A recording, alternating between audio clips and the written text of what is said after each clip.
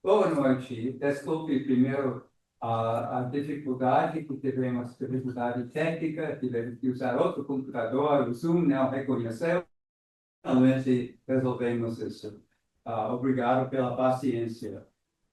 Agora temos a palestra da Valéria Portugal, doutora em História das Ciências e das Técnicas e Epistemologia pela UFRJ em 2016. Ela atua em pesquisas na área de epistemologia, neurociências e consciência humana. Tem muitas outras ligações com vários grupos de pesquisa, inclusive internacionalmente. E agora vai falar para nós sobre olhando para dentro, insight, consciência e transcendência. Muito obrigado pela presença, Valéria. Obrigado, eu que agradeço, Pastor.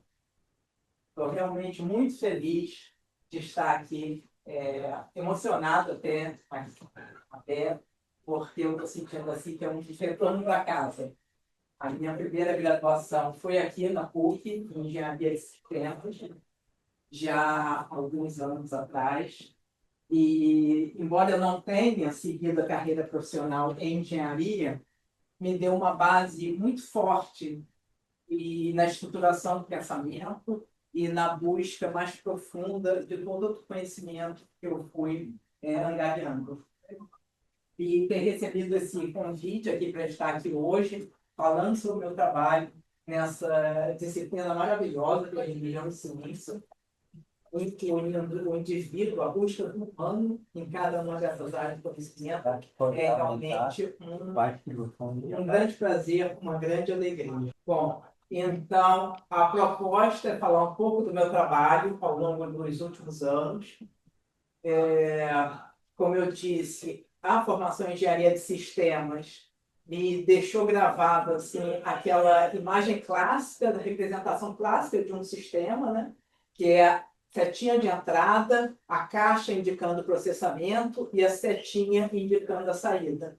Então, uma estrutura que indica a necessidade de ter três elementos para a gente ter o entendimento de um sistema como um todo.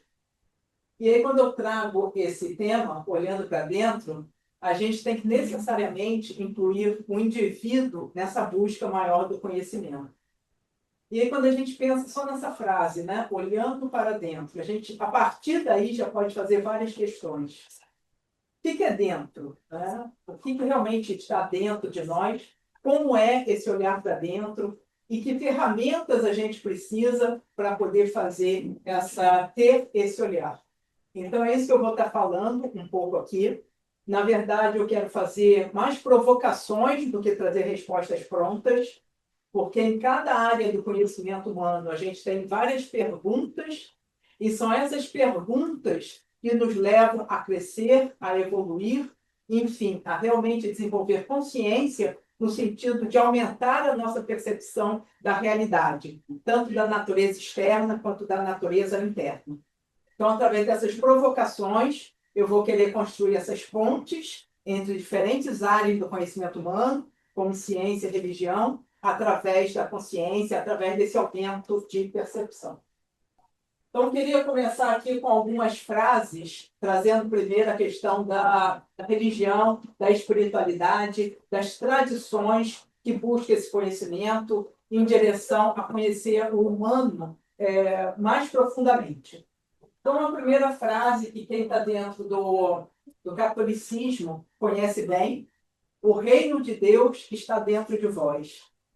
Então, também nessa frase aí, a gente poderia fazer várias questões. O que é Deus? O que é reino de Deus? O que é estar dentro? Se ele está dentro de nós, está onde? E assim, interessante, eu fui criada numa família católica, meu pai era católico praticante, e desde criança mesmo na escola, eu me lembro assim que eu gostava de estudar, eu me preparava muito para as provas e queria também ter um bom resultado. E depois de me preparar, eu também rezava para Deus, pedindo que eu me saísse bem nas provas. E depois de um tempo, eu comecei a perceber assim: eu não preciso rezar para Deus, porque eu já me preparei tão bem. Será que eu não consigo ter um bom resultado, mesmo sem ter rezado para Deus?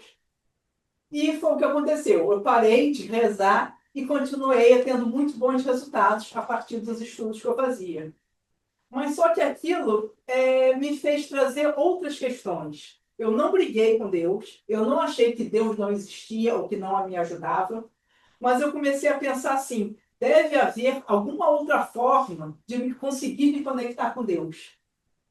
E principalmente entendendo assim que Deus poderia, na verdade, destravar mais meus limites e não ficar simplesmente resolvendo algumas questões que eu por mim mesma poderia resolver.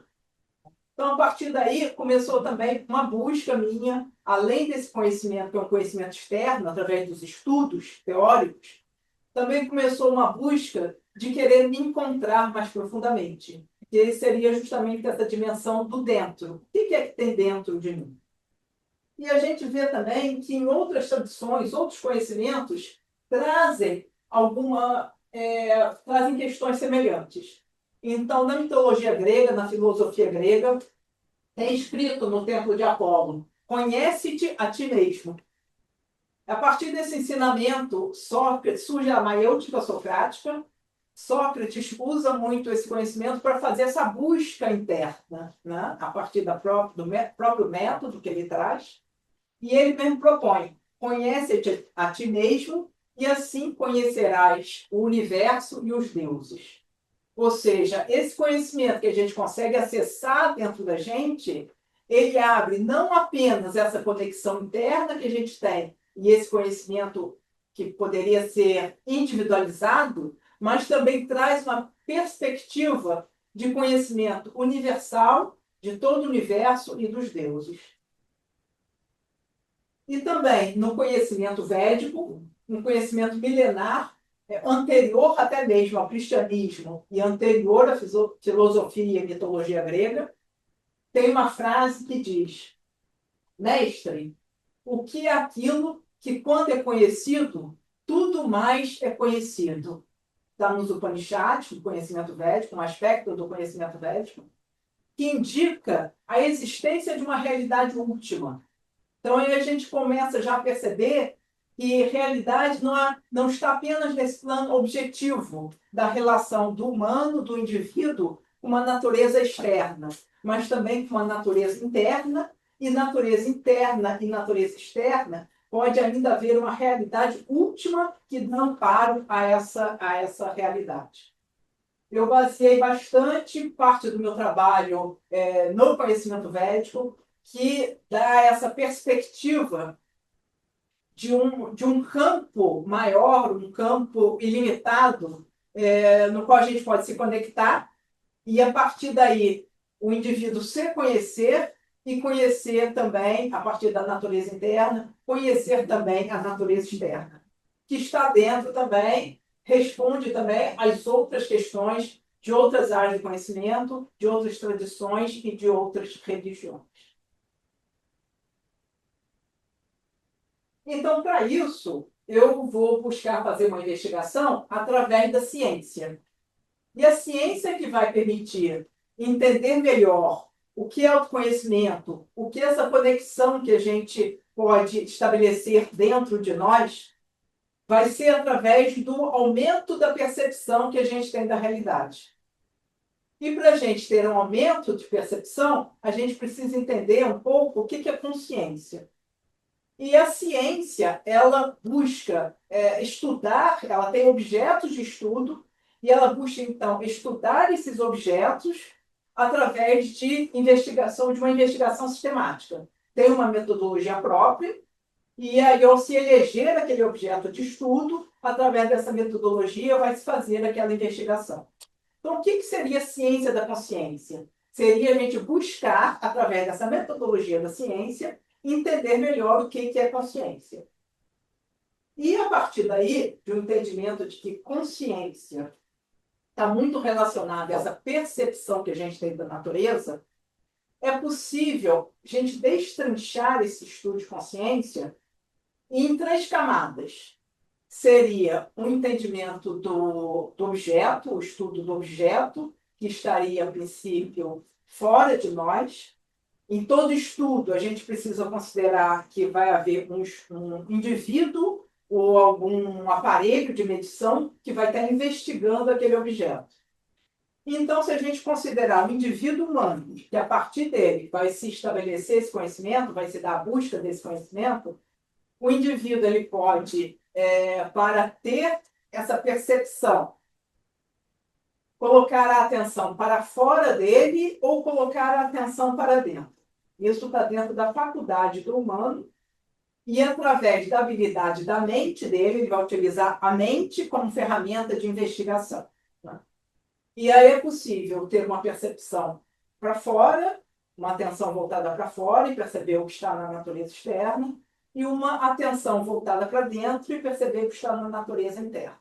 Então, a gente pode entender como sendo a consciência do objeto, para destranchar qualquer que seja o objeto, né, algo que esteja fora do indivíduo, e vai ter métodos de investigação daquele objeto que está do lado de fora, e uma consciência que está dentro, e quando, se a gente usa aquelas frases que eu coloquei anteriormente, de diversas religiões, da filosofia, de conhecimentos milenares, esse dentro, ele não para ali nas funções subjetivas, na emoção, no sentimento, numa percepção de o que está acontecendo internamente ao indivíduo.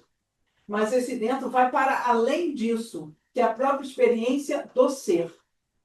Então, essa consciência dentro, né, a gente pode também chamar de consciência pura, que é uma consciência não de um objeto, mas é a consciência de si mesma.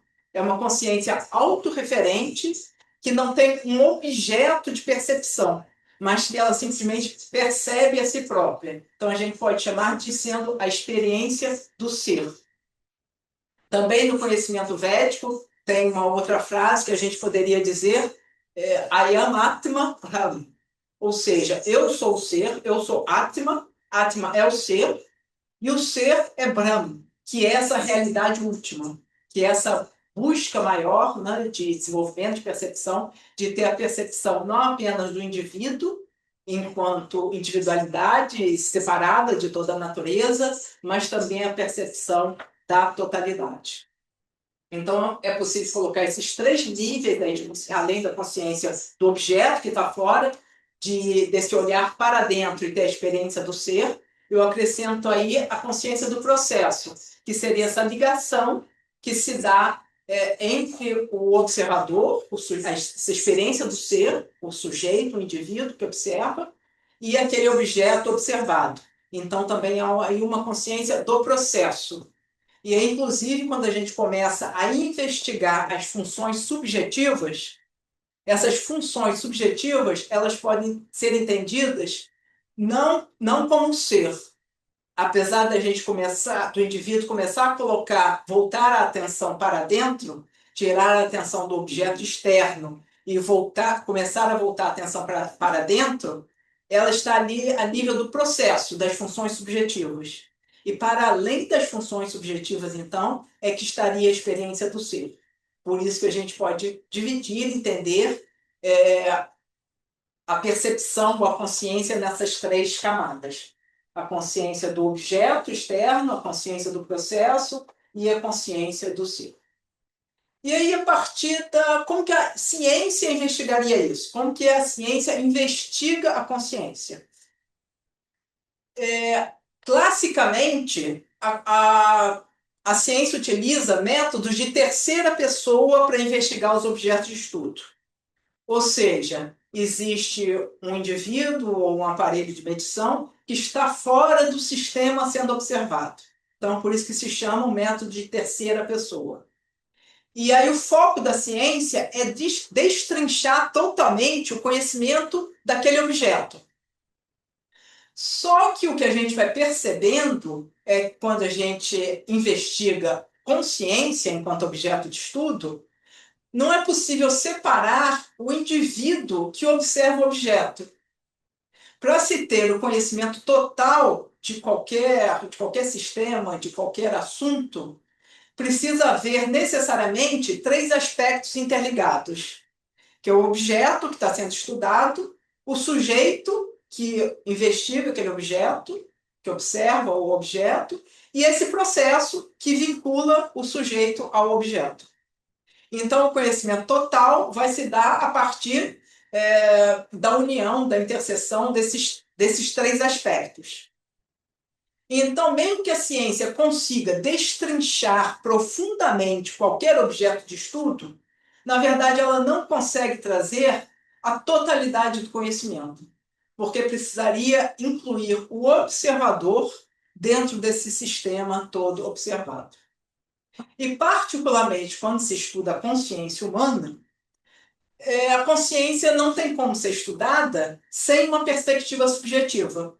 Então, é preciso usar alguma outra ferramenta, que não apenas a metodologia científica, para poder fazer essa investigação, trazer esse olhar para dentro. Que aí, como eu falei, a ferramenta mais adequada a isso é a própria mente humana. Então, a gente não vai usar mais os órgãos sensoriais, e a ciência costuma usar muito a partir dos aparelhos, da tecnologia que se desenvolve, é como se fosse uma extensão dos sentidos, para poder observar a natureza e os objetos que estão na natureza de uma forma mais aprofundada, como se ela utilizasse isso, ela fizesse uma ampliação da percepção sensorial e investigar mais profundamente esses aspectos. No entanto, para investigar a consciência humana, o indivíduo precisa utilizar de outras ferramentas. E a mente humana, ela pode ser utilizada, então, para se fazer essa pesquisa interna. Mas, para isso, para a gente poder fazer essa referência da investigação subjetiva com a ciência, é preciso também usar determinados marcadores que a ciência considera como sendo válidos. Então, no estudo da consciência, é possível também utilizar marcadores fisiológicos e cognitivos para identificar o nível de consciência, o nível de percepção que aquele indivíduo está tendo. E naquela questão de investigação dos processos, é possível utilizar uma outra metodologia, que seriam os métodos de primeira pessoa. Os métodos de primeira pessoa, eles incluem formulários, questionários, e na minha pesquisa de mestrado, eu trabalhei muito em cima de métodos de primeira pessoa, utilizando principalmente os estudos de Francisco Varela e do que se fundamentava na fenomenologia de Husserl. Então, ele criou uma metodologia que ele chamou de neurofenomenologia e aplicava uma técnica de meditação tipo mindfulness. E essa técnica de meditação tipo mindfulness, ela pode ser incluída naquela investigação da consciência de processos, porque ela investiga exatamente esse estado subjetivo, essas funções subjetivas em cada indivíduo, mas ela não vai além disso. Ela consegue fazer com que o indivíduo aumente a sua percepção às suas emoções, aos seus comportamentos, ao fluxo de pensamentos, mas mesmo as funções subjetivas, elas podem ser consideradas objetos de estudo, mesmo que não estejam fora, é algo que não está fora da percepção individual, mas quando o indivíduo coloca atenção numa função subjetiva, a função subjetiva pode ser considerada um objeto de estudo. E aí se utiliza esses métodos de primeira pessoa, através de questionários, de formulários, de pesquisas, e também uma técnica tipo mindfulness, para permitir que o indivíduo aumente a sua percepção àquelas funções subjetivas. E daí conseguir tirar conclusões ao que seria essa consciência de processos. Só que, para além disso, teria que ter, então, uma outra ferramenta para a gente conseguir investigar a consciência do ser, aquela consciência pura, mais profunda. E aí está um pouco a cargo, justamente, das religiões e de tradições que buscam mais a espiritualidade. Então, essa área de conhecimento, que está mais voltada a essa busca do ser, utiliza outras ferramentas de investigação. E aí pode usar esses métodos introspectivos, a própria experiência mística, só que muitas delas não encontram uma correspondência com marcadores fisiológicos. E aí, por isso, algumas pessoas dizem não ser científico. Então, a gente precisa buscar uma ferramenta, uma forma de fazer essa investigação mais profunda, mas que de alguma forma tenha uma correspondência com a investigação científica, através da identificação de marcadores fisiológicos e científicos. Então, nesse estudo da consciência, a ciência pode investigar o funcionamento cerebral nos diferentes níveis de consciência, quando a pessoa está com a atenção voltada para fora, para algum objeto, a ciência pode investigar que determinadas áreas cerebrais estão funcionando com determinados marcadores específicos. E é possível identificar que quando ela voltou a atenção para esse nível de investigar as funções subjetivas, vão ser outros marcadores fisiológicos e cognitivos. E então seria possível também, se é realmente uma experiência verdadeira, quando o indivíduo tem a experiência da consciência pura, que é esse estado de consciência sem objeto, é simplesmente a consciência da consciência, a experiência da própria experiência. Se o indivíduo está tendo essa experiência, e o cérebro ele é um meio físico que permite essas experiências de consciência, também seria possível encontrar marcadores fisiológicos e cognitivos correspondentes a essa experiência. E aí, para isso, no meu trabalho já de doutorado, eu busquei, fundamentada no conhecimento védico, uma ferramenta que é a meditação transcendental. Então, é uma técnica meditativa, é uma técnica mental que faz uso da ferramenta da mente como ferramenta de investigação. E a meditação transcendental está fundamentada no conhecimento védico, que entende que existe uma realidade última para além do próprio mundo objetivo. E, aliás, Kant mesmo também dizia isso. Kant, na filosofia dele, ele trazia essa possibilidade da existência de uma realidade última, embora ele dissesse que essa realidade última não era acessível, talvez porque ele não conhecesse as ferramentas adequadas. E aí eu trago a meditação transcendental como uma ferramenta de investigação desse estado de consciência pura. Então, é uma metodologia autorreferente. Então, quanto a ciência utiliza método de terceira pessoa, então método referente ao objeto, os métodos de primeira pessoa, eles buscam investigar os processos, um método autorreferente que utiliza a meditação transcendental como ferramenta, busca investigar esse estado de consciência pura, a própria experiência do ser. Então, a meditação transcendental é uma técnica muito simples que utiliza a própria tendência da mente de se conectar com um campo de mais felicidade, um campo de maior expansão. Isso naturalmente as pessoas começam a experimentar, que quando a mente é deixada para ir em direção ao que ela realmente está buscando, ela vai buscar esse campo de mais felicidade, de mais crescimento, de mais expansão. E é por isso que todos nós, todos os indivíduos, eles buscam, através, seja do conhecimento, seja através da vida que tenta construir, está sempre buscando isso, esse crescimento. A gente quer mais conhecimento para isso, para ter mais felicidade, para ter mais. Se sentir melhor, né? Ter momentos mais agradáveis, ter relacionamentos melhores. Então, naturalmente, a mente busca se conectar com esse estado de maior expansão.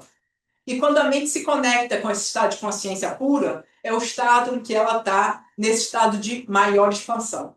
Então, naturalmente, a técnica da meditação transcendental permite que a mente vá em direção a esse estado de maior expansão, que a gente chama de consciência pura ou consciência transcendental.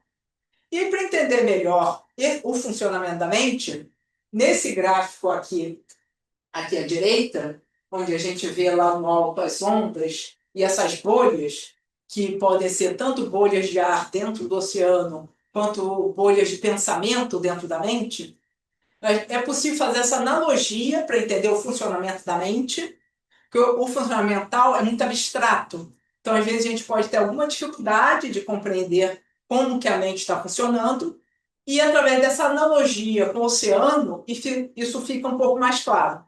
Então, quando a gente olha o oceano, a gente poderia descrever o oceano como um corpo ilimitado, infinito, dentro da nossa perspectiva, mas que tem camadas. Embora seja um corpo único, ele possui camadas.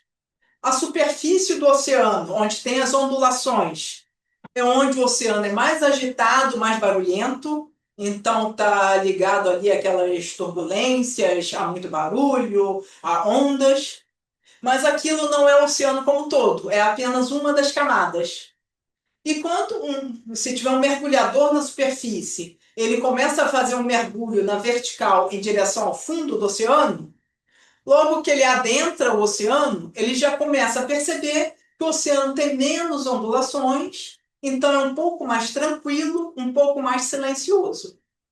E se esse mergulhador continua nesse mergulho vertical até o fundo, ele vai dizer que o oceano é totalmente tranquilo, sem ondulações, sem movimento e totalmente silencioso. A gente pode descrever o funcionamento mental de forma análoga. Então, a gente pode entender o funcionamento da mente em sua superfície como sendo algo mais ativo. Então, a mente está com uma atividade maior. A gente pode considerar, inclusive, que tem gente que diz até que ouve seus próprios pensamentos. Então, como se fosse um momento assim de mais barulho, de mais atividade. A mente humana, assim como esse mergulhador, ele pode fazer esse mergulho vertical para o fundo do oceano, a mente humana tem a habilidade de mergulhar para dentro dela própria e começar a investigar esses níveis mais profundos de funcionamento.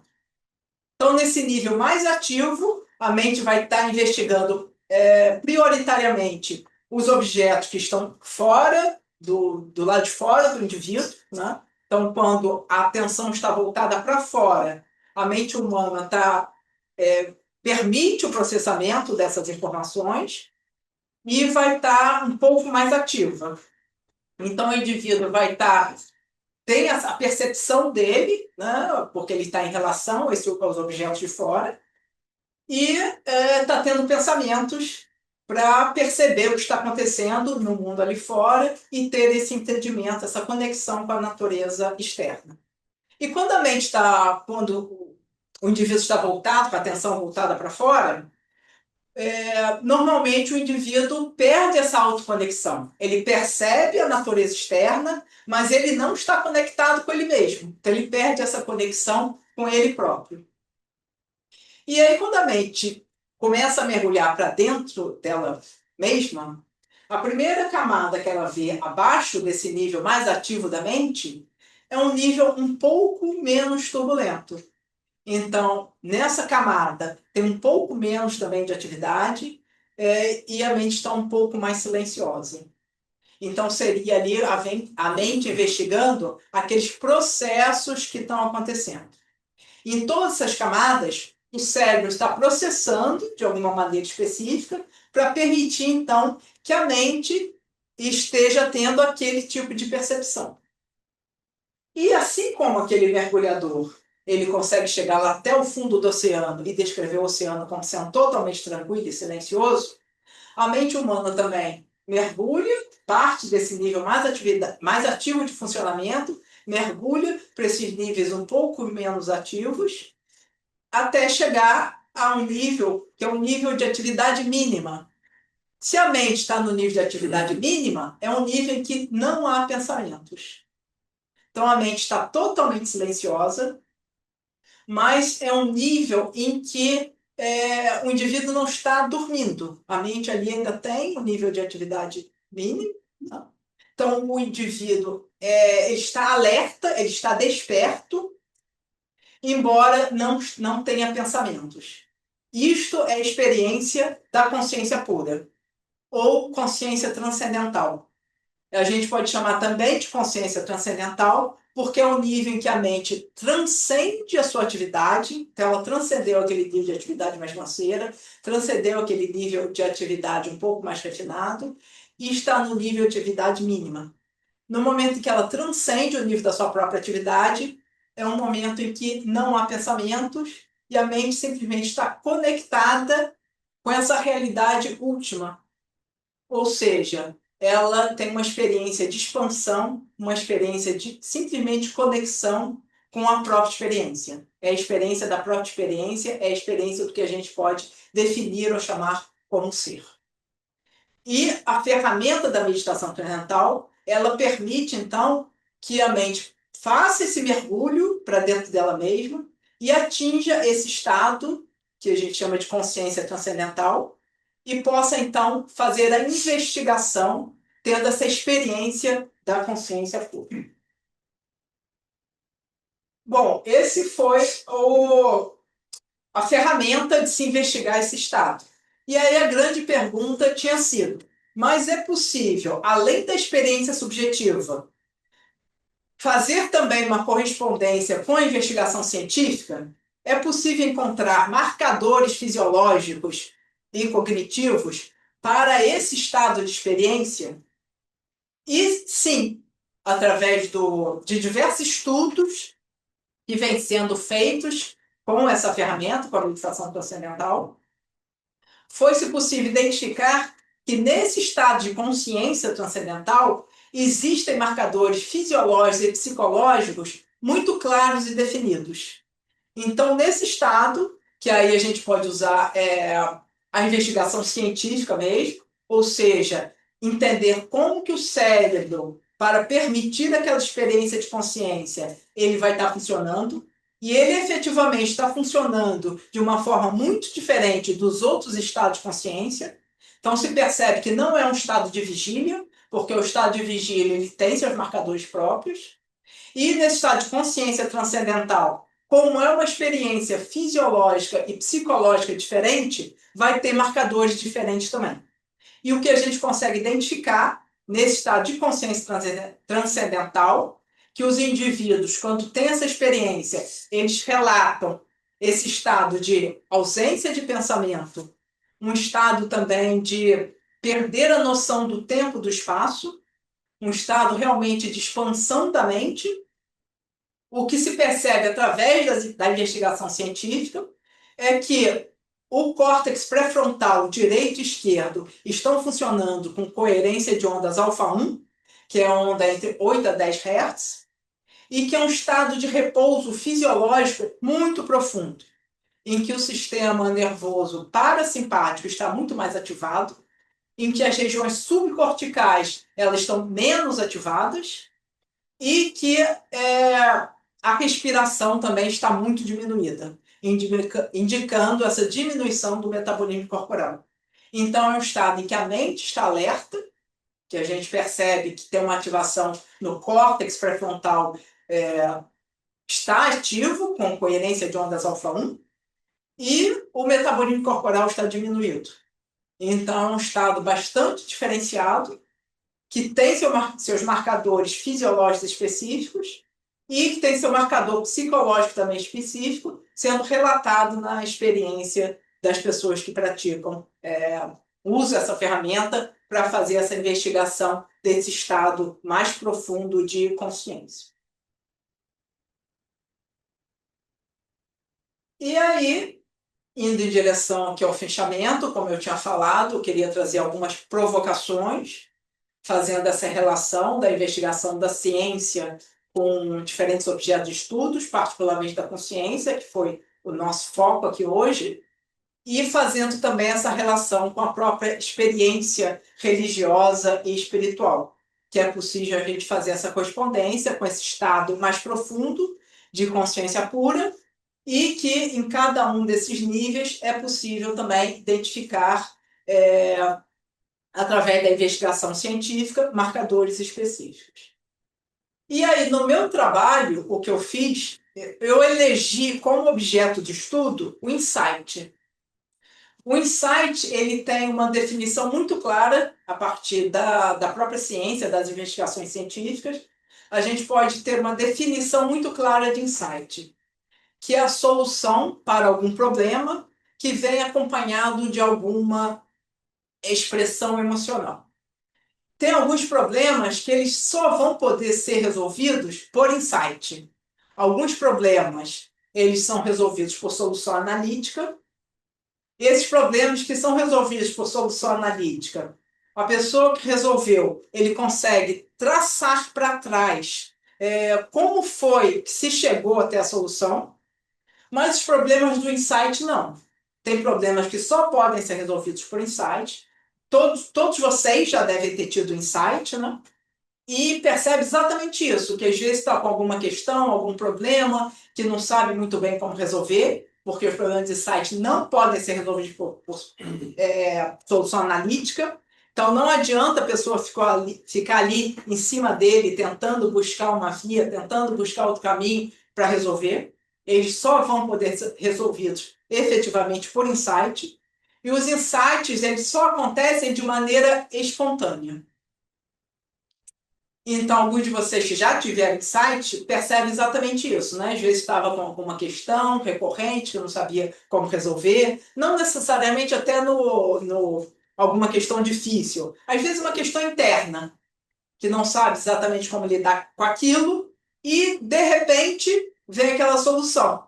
Não? E muitas pessoas até falam, é, né? Ahá, como o próprio Arquimedes, quando descobriu ali a teoria do empuxo, a lei do empuxo, ele fez o famoso Eureka, porque ele teve um insight ao identificar, quando veio para ele a solução daquele problema que ele estava tentando resolver há algum tempo, não conseguia, quando estava debruçado em cima do problema, e quando ele foi tomar banho na banheira, que houve um deslocamento da água quando ele entrou com o corpo dele para dentro da banheira, ele então chegou à solução por insight e resolveu aquilo que ele precisava resolver. Então, o insight nesses marcadores, tem uma definição própria, tem marcadores científicos específicos que é possível identificar através de estudos do funcionamento cerebral quando que a pessoa tem um insight. Então, eu elegi o insight por isso, porque eu sei que é um objeto de estudo científico, e, através da dinâmica cerebral, eu fiz a correlação do insight com esse estado de consciência transcendental. E consegui identificar que o insight, ele acontece, ele se origina quando o indivíduo está tendo a experiência da consciência transcendental. Então, eu consigo fazer a inferência de que o insight se dá nesse estado de consciência transcendental. E aí, tem uma linha da neurociência que diz que consciência ou alguns aspectos subjetivos, eles seriam produto do cérebro. Mas isso até hoje não foi confirmado. Apesar de ter linhas das neurociências que acreditam isso, buscam respostas através desse modelo, isso até hoje não foi confirmado. Então, mesmo que seja necessário ter áreas cerebrais ativas para que o indivíduo realize alguma tarefa cognitiva ou tenha alguma experiência subjetiva, não necessariamente aquela experiência ou aquela tarefa cognitiva tem como causa a ativação daquelas áreas cerebrais. E aí o que eu coloco no meu trabalho é que o cérebro, na verdade, ele é um meio físico que precisa existir para que as pessoas tenham experiências de consciência.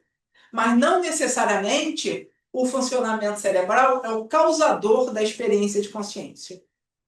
E aí, nesse caso, quando eu faço essa correlação de que o insight ele surge desse estado de consciência transcendental, eu estou dizendo aí que não necessariamente o insight surge a partir da causação do cérebro, mas a gente precisa de que o cérebro esteja funcionando de determinada forma, de uma maneira muito específica, e isso é possível identificar através desses estudos, quais áreas cerebrais estão mais ativas, com que tipo de funcionamento cerebral, quais circuitos cerebrais estão atuando ali naquele momento, e são exatamente a dinâmica cerebral que está atuando, que está acontecendo no momento da origem do insight, é exatamente a mesma dinâmica cerebral que está atuando na experiência da consciência transcendental. Então, com isso, eu consigo fazer essa inferência de que quando o indivíduo experimenta a consciência transcendental, ele está efetivamente experimentando esse nível mais profundo de consciência, que é inclusive de onde se origina o insight, que é um estado em que não há pensamento, em que a mente está totalmente silenciosa, mas que é um estado a partir de onde se origina o insight, que é um pensamento criativo, e que também, então, é uma conexão direta com esse grande potencial criativo e criador que o indivíduo tem. E que é muito semelhante, inclusive, às experiências místicas, às experiências religiosas, dessa conexão mais profunda. Então, também, embora no meu trabalho não tenha feito isso, mas aqui hoje eu estou trazendo também essa provocação de poder entender que essa autoconexão, através da ferramenta de investigação da meditação transcendental, que permite que a mente se conecte com esse estado de consciência pura, é um estado de autoconexão muito profundo que, pela experiência de trazer mais expansão para a mente, trazer esse estado de mais felicidade, de conexão com esse potencial ilimitado, também seria uma possibilidade dessa conexão com essa busca mais profunda de se encontrar o próprio reino de Deus dentro de nós mesmos, né? Esse dentro seria esse estado. Então, encontrar o reino de Deus dentro de nós mesmos, conhecer o universo, os deuses, como Sócrates disse, a partir desse conhecimento profundo de nós mesmos. Então, um conhecimento que vai além do entendimento das funções subjetivas, mas é um conhecimento que é um conhecimento do próprio ser, da consciência pura, que como na indagação do discípulo lá para o mestre, né, o que é aquilo que quando é conhecido, tudo ou mais é conhecido. Então, quando a gente conhece esse nível mais profundo, que é o nível de investigação mais profunda que o indivíduo pode ter nele mesmo, então, a partir de lá, é possível começar a conhecer também a natureza externa. E aí a gente começa também a compreender que natureza interna e natureza externa são a mesma natureza. Mas aí já é um passo mais à frente e eu queria fechar por aqui. Então eu deixo aí com vocês o meu contato. Quem quiser me acessar, pode acessar pelo e-mail meditabarra@gmail.com, né? E eu sou autora do livro Olhando para Dentro, então trouxe inicialmente algumas perspectivas antes de falar mais profundamente do meu trabalho. E, mais uma vez, assim, é aquela sensação, né, de estar aqui na PUC, extremamente agradecida, porque depois de ter saído da PUC, eu fiz um outro caminho dessa busca mais profunda, mas sempre unindo os conhecimentos nas mais diversas áreas. E aí uma grande satisfação de estar aqui de volta, trazendo meu trabalho.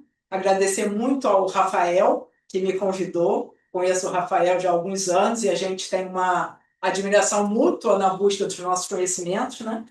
E agradecer também muito ao Padre Paul pela oportunidade e espero realmente que tenha contribuído na busca de vocês. Então, para além dessas provocações, eu deixo aqui também uma ferramenta que vocês próprios podem utilizar para fazer essa investigação. E, como diz um provérbio budista, não acredite em nada do que eu falei, pratique. E aí, só explicando também, não quer dizer que o que eu tenha dito não seja verdade, mas vocês não devem usar isso como crença, como dogma. Experimente, pratique, para ver se essa verdade reverbera em vocês. Então, muito obrigada. E aí, não sei se tem perguntas, se alguém quer fazer comentário.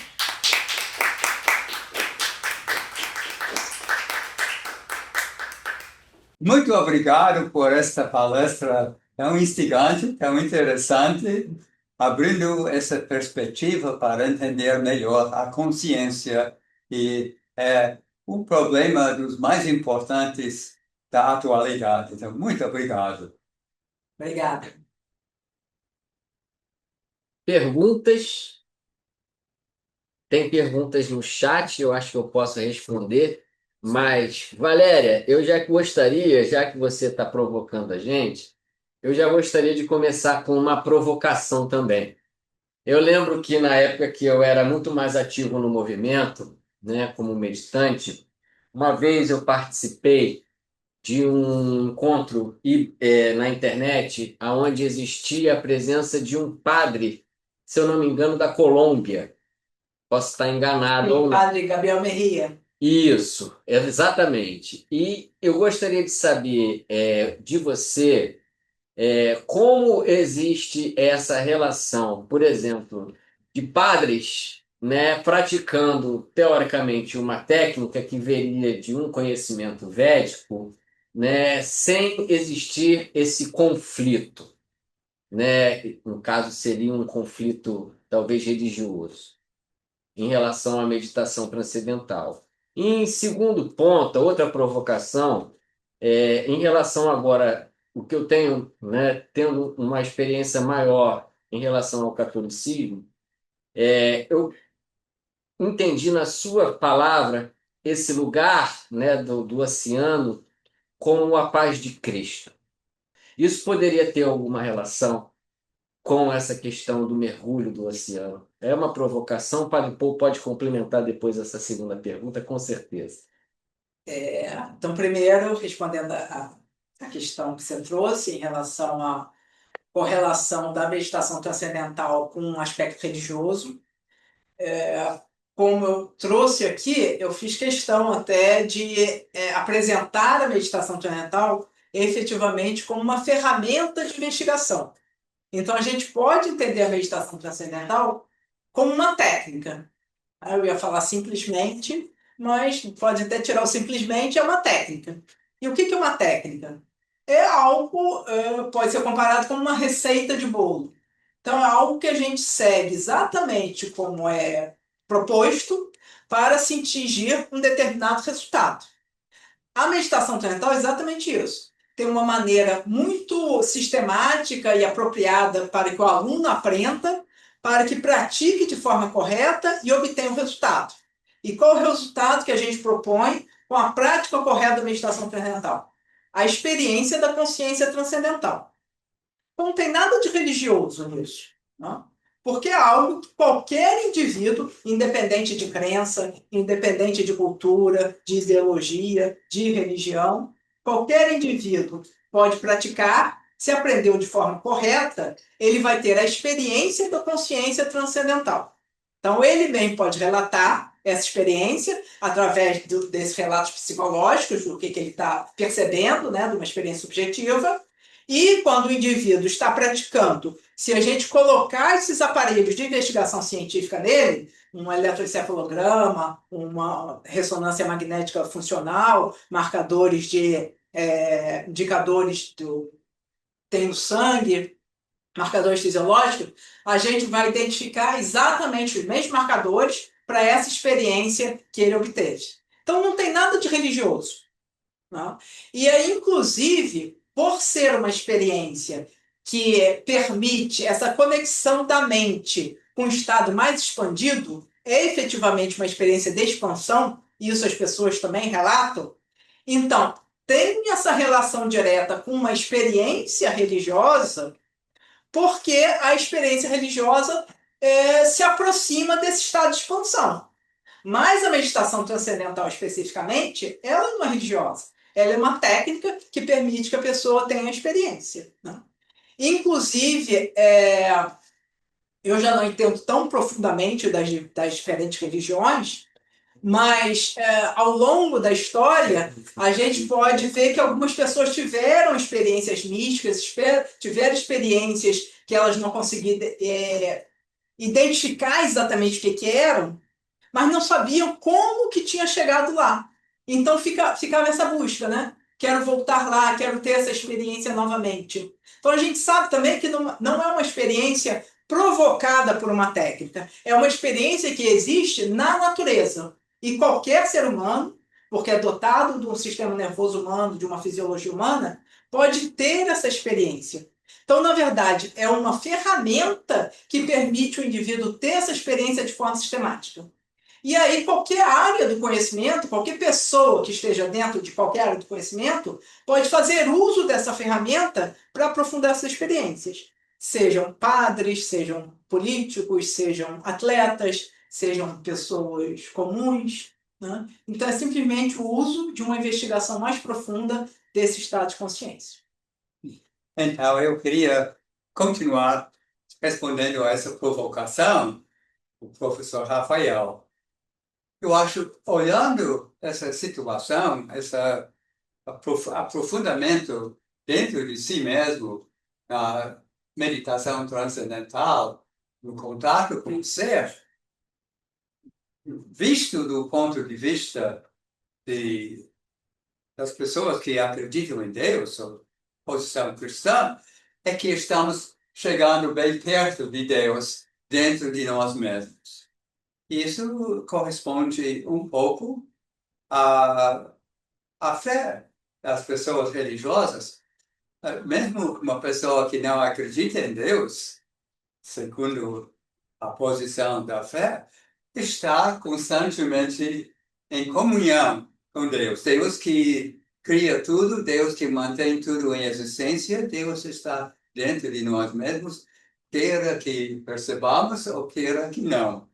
E acho que, por essa razão, essa técnica da meditação transcendental, que você tem explicado também, nos ajuda a superar a divisão entre as coisas materiais do dia a dia e a nossa vida interior para chegar a uma profundidade maior.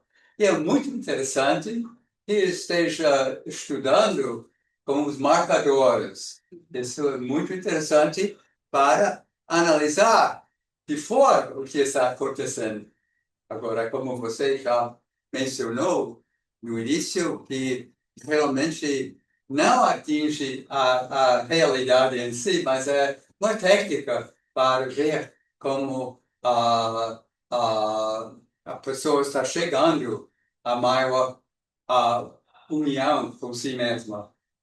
Essa técnica é muito útil para as pessoas entrar em si mesmo, para encontrar essa paz que o professor Rafael mencionou, e também para seu trabalho de pesquisa, muito fascinante, muito interessante de fazer essa analogia. Disse que o cérebro não é a causa, mas é essencial que o cérebro esteja funcionando para ter essa profundidade. Então, gostei muito da sua apresentação e é muito válida, muito útil para esse seminário que pretende juntar a ciência, a investigação científica com a presença de Deus no mundo e a nossa fé. Então, muito obrigado por isso. Obrigado.